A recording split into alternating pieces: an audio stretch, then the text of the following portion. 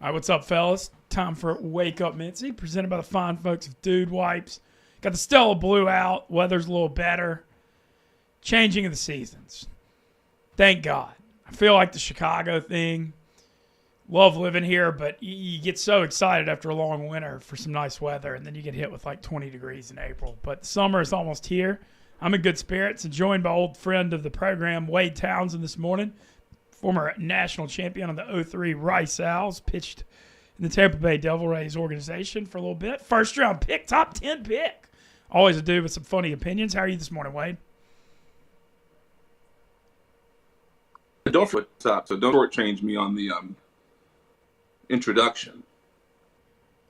I thought the intro was good. I mean, what were you, number 10th pick, part of the greatest, okay, my bad, part of the greatest pitching staff in the history of college baseball, and you feel the greatest team?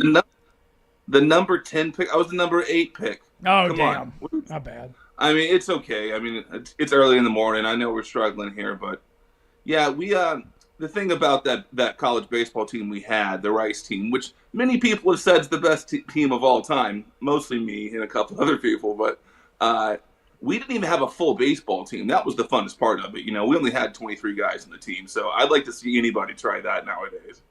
Yeah, well, it's a different world nowadays, but I always enjoy catching up with you. College baseball, want to touch on some college baseball today and kind of catch up, but man, kind of changing the season.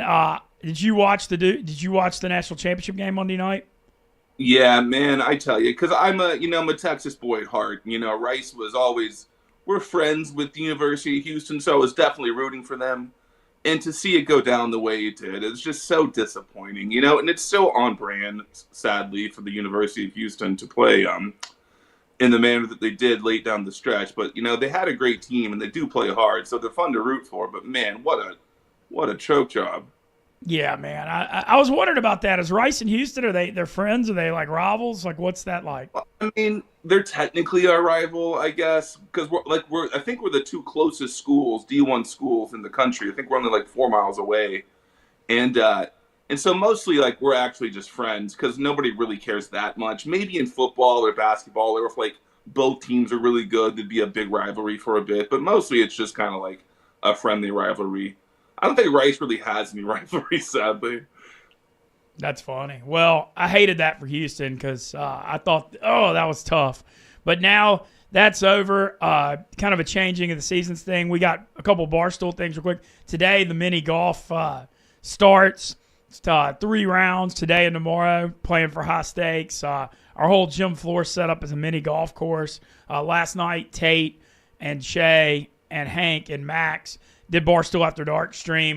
They had to make hole-in-ones on all 18 holes. They were there for like 7 or 8 hours, it looked like. But really fun stream. That'll be fun today. I did not qualify. We had New York and Chicago qualifiers. Unfortunately, I did not qualify, but a lot of our big guns did. And so check that out. That's going to start at 2:30 after the Yak today. And it'll finish up tomorrow. With the seasons kind of changing now, I'm in the spirit of the college baseball. Like, I know it's been going on since mid-February. March Madness kind of takes everything over. But now the road to Omaha, to me, really cranks up. And I know you've been following it close and making some wagers on it. Anything really strike your eye so far? Well, I mean, yeah, this is an incredible college baseball season. It kind of stands out more than any of them in recent time. And first, I heard somebody mention it on Twitter that college baseball is the people's game. And man, it really feels that way. Like, there's just nothing quite like it in any other sport. Like, the only other sport that can match it for pure absurdity would be MMA. You know, the stuff that you're like, I can't believe I just saw that, you know, over and over and over again. But this year with college baseball, man, there's 4 outstanding baseball teams. And I don't think there's ever been 4 teams that are this good, right? And there's 10 teams that are also pretty good. But to me, clearly, Tennessee is the best team that's ever been. They're so unbelievably good, which was why it was so shocking to see last weekend when Texas A&M just wakes up out of their zombie mode and just hits 11 home runs in a day against them. It was pretty wild. Yeah, no doubt. So Tennessee's the defending national champ. They'd only lost, I believe, 2 games before last Saturday, and A&M was, 1-9 in the SEC. Going into Saturday after getting no hit by Liam Doyle Friday night and run ruled 10-0 and they beat them like 17-6 and 9-3. What a crazy ass sport, man. I mean, like I don't even think they were offering lines on that game. If they were, Tennessee was probably minus 400 or 500 in both. Yeah, I mean, you honestly would have had to make the line closer to 800 or 900. I think. I mean, Tennessee beat A&M as badly as you can lose, as badly as you can be beaten. But they lost in 6.5 innings, got run ruled, and no hit. The A&M was the previous number one coming out, preseason this year. Haven't played well, of course. But for Tennessee to just stamp them down as much as they did Friday night, you'd think that coming into Saturday, the emotions on Tennessee's side, A&M's basically quit at this point. Of course, it's going to be 2-run rules. And it was just the other direction, And you just don't get that in college basketball or college football or really anywhere else where, like, maybe college basketball every now and then you'll have a team win a game then lose a game big, but it never happens in college football. And it's just in baseball, it's out there every single day. So you see something, you're like, I can't believe what I just saw again. Like, the best part about college baseball is Twitter now, because you get to see all the highlights you would have never seen before. So it's really growing the game, I think, just in the highlights that you're sharing, and I know Ben Upton and some other people are sharing on Twitter. They really kind of add up. No, I agree. And so Tennessee fell all the way to number 5 off their Saturday, losing 2, which I thought was just a gross overreaction. I was shocked they fell that far. A&M was preseason number 1. They're now 3-9 in the SEC. Do you think there's a chance they could get it together off this? I mean, absolutely. And the way I look at it with A&M, they embarrass themselves, in my opinion, as badly as you can embarrass yourselves for the first half of the year. But when you have talent and you've proven to yourself that wow, I'm feeling embarrassment, I'm feeling all the pain. Eventually, it feels like they're like, well, there's nothing left to lose. Let's just go play. And then finally, it just turned on. Last Saturday, and there's no that's going to turn off. So yeah, I would put them in the national championship discussion just because if they do get hot, don't forget they were the number 1 ranked team coming out. They do have talent. So, and this is the kind of game, as you saw with Mississippi a couple of years ago, you get hot at the right time and you present a lot of problems to people. Yeah, so A&M they're 50-1 right now in the DraftKings Sportsbook to win it all. But 2021, Mississippi State started 2-7 in SEC. 2022, Ole Miss started 1-8 in the SEC, and they were both national champions. So I'm kind of thinking about taking that A&M flyer just off what you're saying. I certainly don't hate it, and I mean, there's the SEC. I love to hate in the SEC. That's my favorite thing. I always think they're overrated, but man, okay, this year's SEC baseball, it's just so unbelievably good. Except Missouri. You get teams like Vandy. It's like, man, Vandy's good, and they're only ranked 12th to 15th or something like that. Nobody wants to deal with a team like Vandy or a team like Auburn or Alabama in the playoffs. And I don't put Alabama in the same stratosphere as I put Texas, Georgia, and Tennessee. And obviously, we saw last weekend what happened with Georgia. I mean, Georgia went to Florida 2 weekends ago and just beat the brakes off them. It was 20-1 every game. And they come to Texas last weekend, and I don't think they scored over 3 runs in a single game, and Texas swept them. So I think what that reminds you of is that, yes, good pitching still does beat good hitting, and obviously Florida doesn't have good pitching. No, and Georgia on the rise. I know they lost got swept at Texas last weekend. But the rise of Georgia baseball, they hired Wes Johnson, who was LSU's pitching coach and the Twins pitching coach.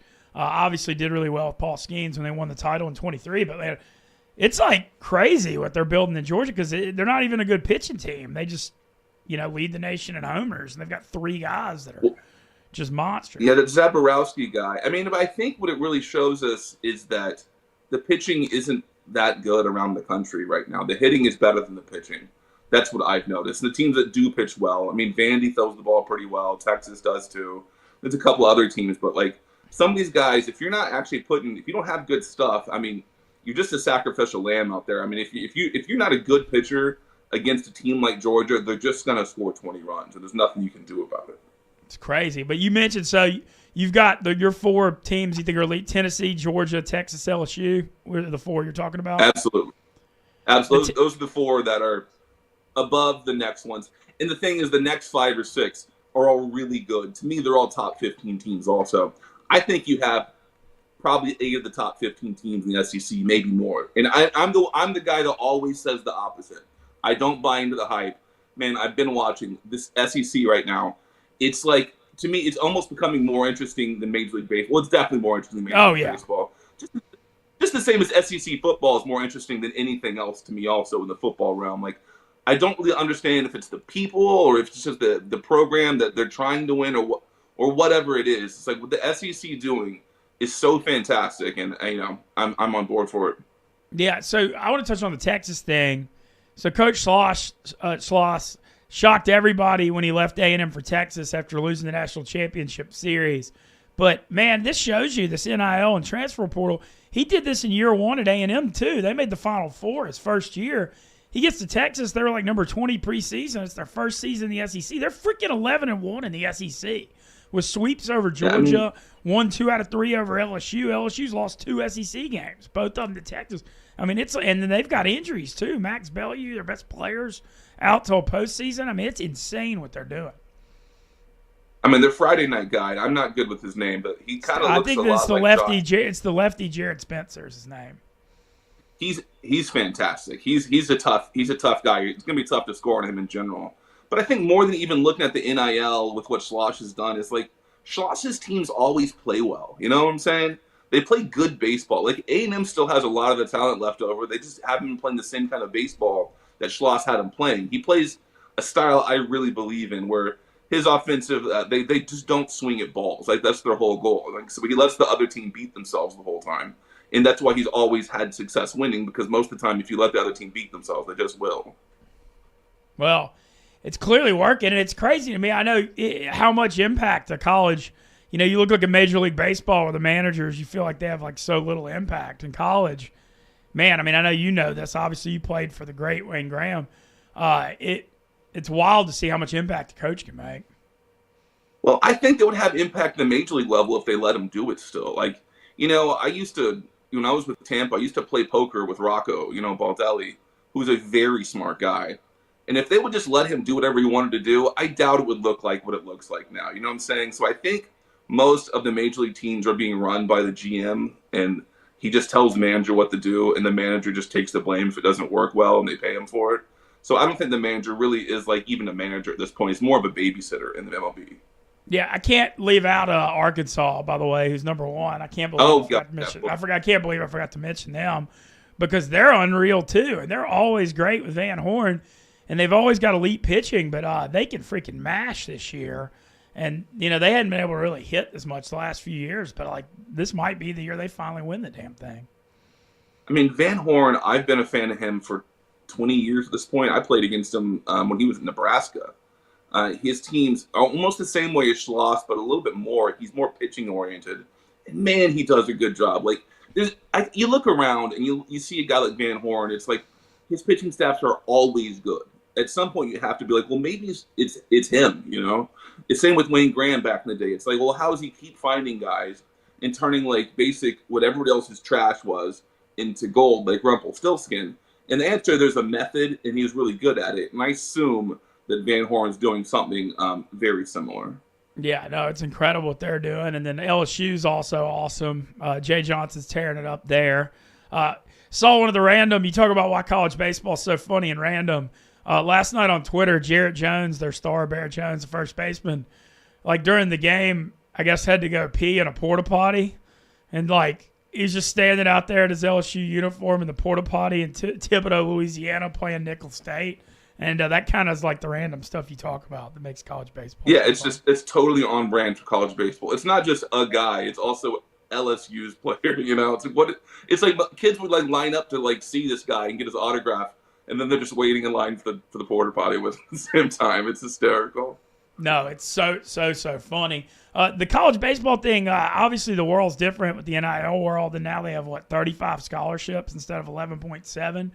Do you just think, is that part of why you think the SEC is even stronger because they have the money? I think it's got a lot to do with it.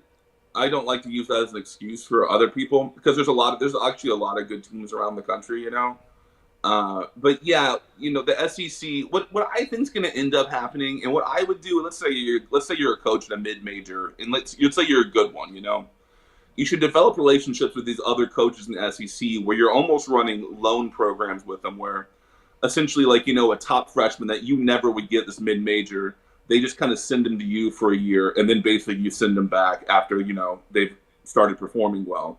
I think that it's going to look more like that, where you're going to see really good young players play on mid-major teams and then go, but like you're going to have a reciprocity with the SEC teams sending them players also. So, and those teams also may win the national championship with them because they're going to be great players. And if you're a smart coach, I think you would develop as many relationships as you could like that. Like if you got, let's say, LSU's got a pitcher, he's a freshman, he's not going to pitch this year because there's too many guys. He needs work. And so they send him to a guy that gets him work, and he may be, a legitimate All-American the next year. You may get a whole year and then sell it to you after that. That makes sense. Wow, I've never even thought of it like that. But that does make sense. That's super, super interesting. It's similar to the loan program in England with the soccer. Like if, let's say, like Manchester City owns a player, he's not going to play. They'll loan him out to a lower club, usually at a different level, to play that year, so he gets experience. But he's still owned by Manchester City, so it's kind of similar to that situation. Yeah, that's interesting. Well, I love following the college baseball and the DraftKings sports book. You've been trying to fire some games lately. Well, yeah, I mean, I check them out. I can't be on DraftKings down here in Texas, only the daily fantasy. So maybe I got to come up to Chicago or something and have a blowout weekend on there. So I haven't checked the line on DraftKings, but I keep a pretty good running total of what's going on across the internet with college baseball. And what's really shocked me a lot is like, and it's almost frustrating because like one day you'll watch the game, you're like, okay, I can't wait to bet on this other team the next day. They don't offer the game that day.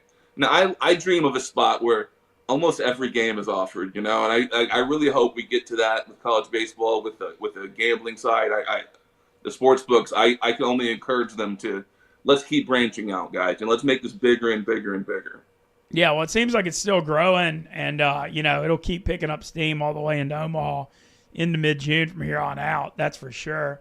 I'm super pumped about it. A few other things. It's fun to catch you on. I know you're big. You still following UFC real close? Oh yeah, I mean every weekend. It's sad to admit it, but yeah, every single weekend I know what's going on. I've watched basically every fight for the last 10 years or so, except the ones that are in Singapore that are like 3 a.m. But other than that, I'm still following this. It's essentially just a drama show at this point, and it is what it is. Yeah, well, our producer Tyler Moody in Louisiana loves it too. Was a big card this weekend also.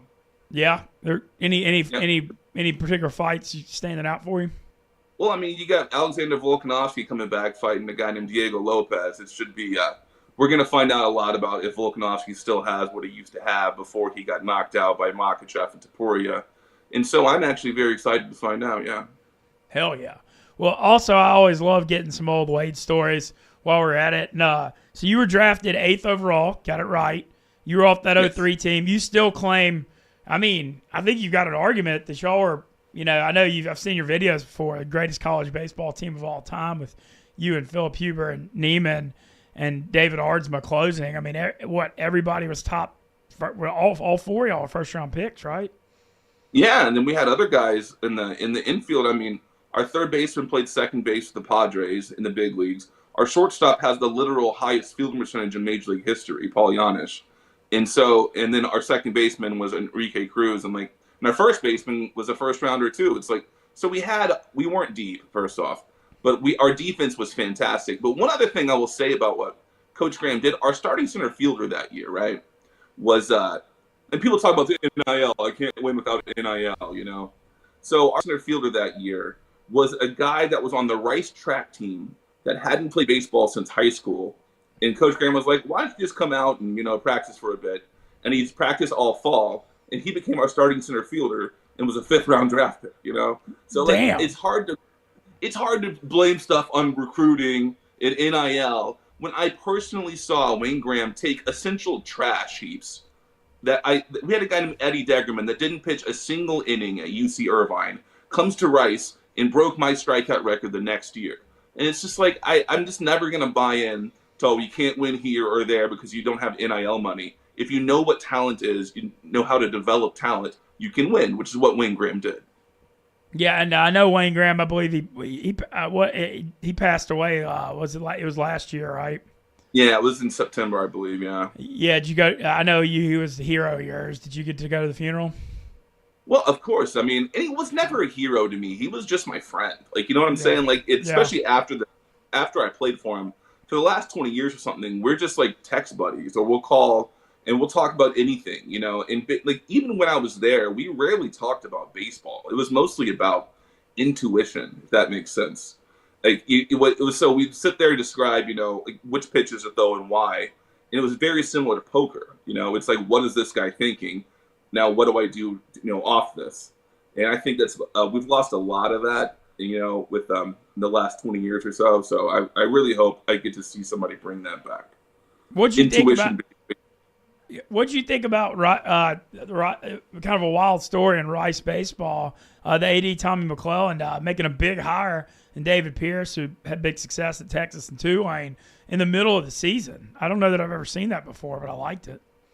Well, I mean, I of course support it. Like the point being, it's like, you know, we had gotten run ruled like 8 games in a row, and there was absolutely, like, you know, no sign of life. And not only that, it's like Coach Pierce is a great coach, you know, and like I respect him because I was with him at Rice when we won the national championship. And man, me and Jeff really put him through the ringer because he came over at mid-season the first year we won the national championship. And I don't know if you've ever been around me, but especially when things were going well, I'm not easy to be around. Like, we really made it, you know, not difficult, or it was fun, but we really put him through the ringer. And he really learned after that. And then he went and won on his own at Sam Houston. He won on his own at Tulane. He's won on his own at Texas. He's won everywhere he's gone. So it's like, well, of course you want to get this guy. So as much respect I had for him, with just knowing him and having him coach me, I've developed more respect from watching him coach from far. Yeah, well, I love the move for Rice. I think, you know, I know it's probably tough to turn around in the middle of the season, but I certainly thought that was a smart move. All right, I want to ask about your minor league career, because I've always heard the stories and you always make me laugh. But you got drafted by Tampa, 8th overall, 03 draft, and then you blew your elbow out in the minors. 04.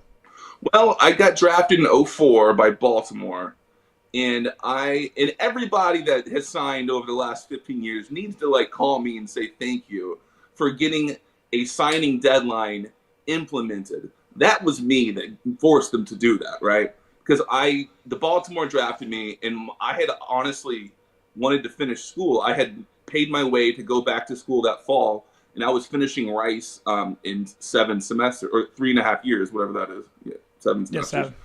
Yes, 7. And Major League Baseball said that because I went back to school to get my degree, I was ineligible to sign with Baltimore, which is complete insanity, right? Like, if social media would have existed back then, I'm sure it would have been overturned very quickly. They would have never done that. Like, they physically punished me for choosing to finish my degree. And they said it was some sort of negotiating tactic. It's like, guys, I don't want to explain my negotiating strategy, but I hold the gun to my own head, you know? It's a really clever strategy where, like, listen, this is what I'm going to do. And if you don't listen to me, I'm gonna go do it. But yeah, they punished me for that. And then, so I'm stuck. You know, I can't play college baseball. I can't play professional baseball. Because you went back to school. That's crazy. Yeah, I mean, I actually did it just because I was academic All-American of the entire country in 2004. I only looked stupid, you know? And this was at Rice. And so you'd think Major League Baseball would have been like, oh, wow, what a good role model or something like that. But the opposite happened. And back then, if I was to make a stink about it, they could just blackball you. You know how they kind of do that with players. And I wasn't really willing to risk that. So I have to go back in the draft. You know, within the first month of the minor league season, my forearm starts cramping. And I tell the trainer, it's like, guys, it feels like my forearm's cramping, which if you understand elbows at all, it means, this isn't good, you know, should probably send you to the doctor. They didn't even send me to a doctor for the entire short season summer, which I ended up with like a 5.5 ERA, which I was super proud of. Like, you go try to pitch without literally having no Tommy John ligament, see how that goes. So then I go to the fall league, and I tell the trainer there, he's like, dude, go to the doctor. We're sending you to the doctor now. And then I go to the doctor, and I have surgery 3 days later, all because Tampa literally never sent me to a doctor a single time. Wow. That's crazy. So you got Tommy John, and so you can't. Would that sets you out like a year or 2 years? Yeah, but the thing about injuries, I think the average public doesn't realize is, man, if things take longer than you think they do, it's not just the health of the hurt extremity that's the problem. It's learning how your body has to work again, and like trying to rebuild it. So like people say, oh, Tommy John, he's out for a year, but you may not be like really better for like 2 or 3 years, you know? Yeah, no, I believe it. Especially you got to be comfortable with it for sure. So did you try to like? How long did you sit out before you came back? I had surgery, I think, in October, and I came back and I threw like a couple of innings the next October in instructional league. And then I came back the next spring and things were going great. And then I got another problem with my elbow. My elbow wouldn't move like past here because it had a big bone spur. Oh, that's my Tommy John thing, by the way. And so I had to have surgery on that. And then my shoulder was hurting also. And I told them, I was like, guys, my shoulder's hurting. So they ignore that, of course, because that's how they roll. So I have this exact same story the next year. I go out and like tell them my shoulder is bothering me, guys. If you'd ever, read the scouting reports on me, you'd see, great competitor. Like, I'm not like just complaining about like some pain, guys. It's like not working. So of course they don't send me to the doctor again. And I go to the fall league again, and the trainer there sends me to the doctor after the first game, and I'm having surgery 3 days later again. And so yeah, to me it's a bit of a malpractice on the part of Tampa. Yeah, and I'm still obviously a bit salty about it. But there's only one road to here, and I'm happy to be here. Yeah, for sure. So was that the end? Did you try to come back again after the shoulder surgery, or was that it? Well, I sort of came back. They pretty much, I don't think they wanted me around anymore, which seems fine. That was mutual. And so they released me, and then I came back to Rice. And I'll tell you why I like David Pierce so much right now. I've never told anybody this. David Pierce was still there, and I had made the decision I'm going to try to get good again and see if I can play, And he and Coach Graham spent hours of their time not only discussing it, but watching my bullpens, watching me throw every time, and for no benefit to him. It just shows you what kind of person Coach Pierce is, that he cared about his players that weren't even on his team anymore enough to spend his own time to help him, getting nothing from it. That tells me who he really is as a person. Damn, that is cool. That is super, super cool of him, for sure. I mean, he's giving you his time, makes no money, just investing in you. I guess showing some loyalty after the national championship. And so did you like, is that when you got into poker? Well, I got into poker the first time I hurt my I got into poker before the first draft, actually, just a little bit. But then I really got into it after the Tommy John surgery. And and like I saw an advertisement for PokerStars Caribbean Adventure on television, and I was like, man, that looks like fun. So I deposit like $300 because I was extremely nitty, even though I had money at the time. And of course, I win the first $3 rebuy to the $500 satellite. Then I win the first satellite to the PCA. Just incredibly ridiculous. And so I'm down at like the first time they had it at the Atlantis, 15 years ago, just from like a $300 deposit. And then I just kept playing. And then I came back after Coach Pierce helped me, and I signed with Tampa. And then I kind of like strained my shoulder again. And I went home, took back the house I was staying at in Florida, and I made like $6,000 playing sit and goes. And it's like, what am I doing waking up at 6 in the morning and going and standing around in the sun all day in pain when I can just stay in my couch and play poker and make money and travel the world and do whatever I want to do? And so, they say a little freedom is a dangerous thing. And that really applied to me. No, I feel you. Idle hands. Well, I guess your hands weren't idle, but I know what you mean. It's like the idle hands of the devil's playground. And so I remember you saying Tampa would have you get up at 6 a.m. and you just stand around in the sun, and then didn't you told one of your coaches this is stupid at one point? Well, I mean, that was a different. Like they were having me. They were physically punishing me for being hurt, which I found to be pretty low. Like they made me go out in spring training and like I can't even throw. So they're making me do left-handed PFPs, and it's just like, guys, what would possibly be the point of this other than just punishing me? And then some of the coaches are like, "What are you doing?" And I'm like, "They're making me do this. I don't want to do this." And so once they treat you like that a little bit, if you understand like how the spirit works, like I was pretty much done with it after that.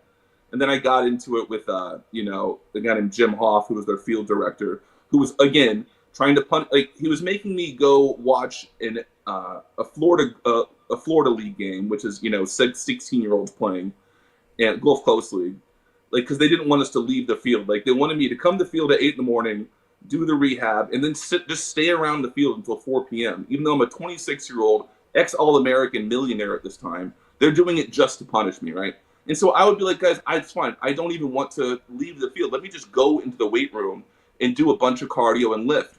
And like he literally came in there and said, "You get off of that." I was doing the elliptical. Get off the elliptical. It's like, what are you talking about? You would rather me go do nothing than do something positive. And this is the time I lost my mind. Like, and I enjoy watching people lose their minds, right? I had the entire complex, which is mostly 16 to 19-year-old kids, just absolutely stop from me screaming, the worst things I can scream, which I won't repeat here. Oh, as loud like this, and this dude's he had never had somebody do this to him, because you can tell, because they're how they really run the minor leagues, especially back then, was this military bullshit. Like it was Branch Rickey from 1931 or something. It's embarrassing, and he had never had somebody do that before. And so the next day I show up and they're like, "Oh, we're suspending you for 3 days." And I was like, "Wait, why don't you suspend me for 5 days? I can at least get out of here. I can go to Mexico or something, And they hate this, of course. There's nothing that pisses them off more than trying to punish me and be like, "Heck yeah, I'll go on vacation real quick." So they're like, "No, 3 days." So that weekend, I stayed at home. I stayed at the house I was at, and got like third in a big 100 rebuy for like $40K back in the day. You know how those big 100 rebuys used to work on Poker Stars. And so, of course, I come back to the field on Monday and just tell all the coaches about it, just to piss this guy off. And like, I was released pretty quickly after that. And but I was trying to release for a while because I didn't want to be there. Yeah, that's wild. That's wild. That whole story's wild. Have you ever thought about going into like pitching coaching or working with younger pitchers? I feel like that would be something you'd be great at. Yeah, I mean, absolutely. Like, I would consider myself, self-taught in a lot of ways, but very influenced by Wayne Graham, as a pitching coach and as a coach in general. And the strategies and the tactics that he used and that I use are just not used anymore. I mean, nowadays they're just building robots that are just mindless vessels out there repeating their delivery every time, which has value.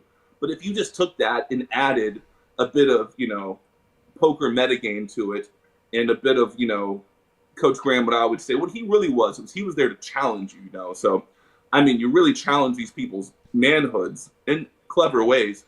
And I think, yeah, I do have probably a future in that if I want to. Which, with the way college baseball is getting, it's just going to get bigger and bigger and bigger. The average salary for a coach in the SEC in 10 years is going to be like $5 or $10 million probably. Pitching coaches are going to make, what, $2-3 million? That's my guess, maybe more. And so, yeah, of course. Yeah, no, I think it's headed that way. I believe Sloska, what did he get, like $2.5 million from Texas, something like that? He got a bunch to go from A&M. These salaries have gone up huge, and they're only going to keep growing as it gets bigger and bigger. Yeah, that's how I think too. I think LSU is going to, because you know how the SEC is. It's a competition on all levels all the time. Like LSU versus, I guess Mississippi or whatever. It's all, no matter if it's tennis, no matter if it's equestrian, like the people that are LSU fans are behind that. They're using it to compete against these Mississippi idiots, all the time. And that even applies to how much we're paying our coaches. It's always a competition. And on some levels, it's childish, but on some levels, I am here for it. I love it. It makes things so much more fun when life works that way. Yeah, no, I love when people are petty. Looking around the rest of the country, I know we talked SEC. Any other teams really standing out? I know the ACC's loaded. It seems like Eric Bakich has it going at Clemson. I mean, Clemson is okay. I mean, they went into, I think, Stanford last weekend. Is it Stanford? No, it's Got California. yeah, And because Georgia they Tech did smoked Sanford. yeah, to me, I watched the ACC, man. Florida State, I thought was a paper tiger the whole time. I don't see it. North Carolina's okay. They almost lost to Elon yesterday. I just don't see it in the ACC, man. Like, if I'm going to take an ACC team, I'm actually probably taking Virginia Tech or somebody like that. I don't think it's a very good year over there. I think it's a very good year for the SEC. But what I also see is to me, it's a good year for the Big Ten. You know, like all these teams that were like, man, this team must suck. You know, like Northwestern or some of these. You look back and like these teams are okay now. Like where they 20 years ago they would have all been very bad. Now they've invested in indoor facilities and kids are just better. To me, there's more talent right now available to college baseball coaches than there's ever been, and you can see it so much in these mid-major teams and the Big Ten teams. They've gotten to be where they can compete and beat the SEC teams, even though they're less talented. Yeah, I need to go check that. I know Northwestern is having a pretty good year. I'm going to have to go check out the Northwestern baseball game here if the weather will ever get better. Oh, that'd be sick. I mean, even Northeastern's a good team this year. You'd be surprised. There's a bunch of good teams up in the Northeast, and Hawaii is always my favorite team, so I'm rooting for them. Yeah, you were saying to me last night that Hawaii, they're like their fans are crazy too. They sell out. Yeah, I mean they've already sold out. They've got Oregon State coming, I think, next weekend, and they've already sold out 2 of the games, 15,000 people. Like that doesn't happen. You don't hear the word sellout like before the game. Like you can't even buy a ticket. You know, like a lot of people say, "Oh, we sold out because it sounds good," but they didn't really sell out. Like Hawaii is legit selling out a big double-decker stadium, and man, it is the toughest place to play in college baseball that I've been to. These fans, I mean, it's almost half Japanese baseball, if that makes sense, the way the fans work. They're very, like, making a lot of noise, and they become part of the game. And so it's really kind of this weird blend of Japanese baseball and West Coast baseball. And it's really difficult to play over there. They really put it on you. All right, I'll be having to keep an eye on that. The one I'm watching this weekend, Tennessee goes to Ole Miss this weekend. Like Ole Miss is up to number 6, having a huge bounce back year. And Liam Doyle, the Tennessee ace, pitched for Ole Miss last year, and then Andrew Fisher, their power hitter, played for Ole Miss last year. So that ought to be some drama. I think Ole Miss is a bit over. I know you're a homer, but to me, I'd have them in the 12 to 15 range. Definitely not top 6. No, I mean, 12 to 15 would be great. After the last 2 years were so bad, I would just love if they can pull off hosting a regional. I think that's an unbelievably successful year. I mean, we got to look at how many regionals and super regionals do you think the SEC team is going to get? Like 6 supers, maybe? I mean, it could. I remember last year there were 4 SEC, 4 ACC teams in Omaha. I mean, there's a chance you could get 5 SEC teams in. You look at the league this year. I mean, Missouri's obviously horrible. South Carolina's kind of struggling, but like you can make an argument for the rest of the league. Like Florida made Omaha last year. They're 1-11 in the league, and then they went 2-0 against Florida State midweek. They beat Florida State Tuesday, and they're at the bottom. I mean, it's like you said, it's just crazy. I've never seen depth like this. I'm a big fan of that Florida coach. I think he does a really good job, but they just don't have the pitching to do it. And I think we're going to see when some of these teams like Georgia get into some of these regionals, if they run into like just a mid-major team that's got one good guy, they can get shut down. They could lose a regional pretty quickly. I'm really excited about what the rest of this year. I can't wait to see even like Dallas Baptist last weekend does terrible, comes back and just beats the brakes off of Oklahoma last night. Like it's so difficult to predict how teams are going to act spiritually, emotionally, and with momentum. Obviously A&M last weekend at Tennessee was the epitome of that, but like just between a day-to-day and week-to-week thing, watching these just wild swings, back and forth, it's incredible.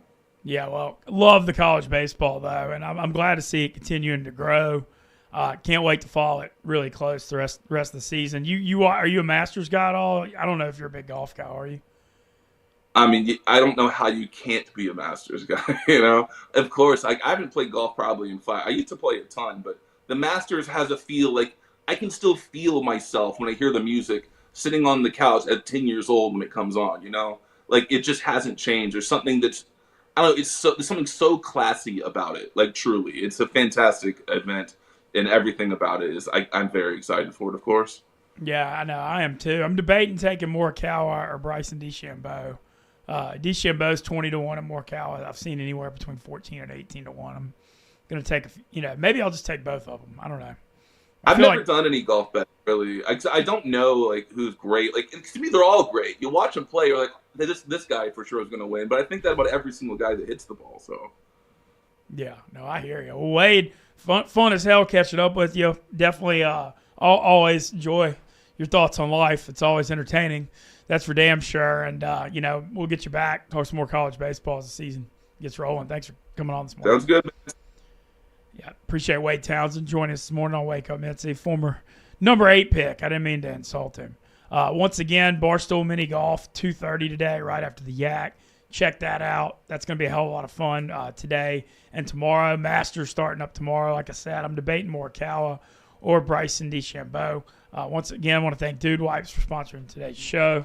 Find them at Amazon, Target, Walmart, all over the World Wide Web. One use of Dude Wipes will change your life. Amazing product. About to go drink some Stella Blue coffee, and let's have a day, boys.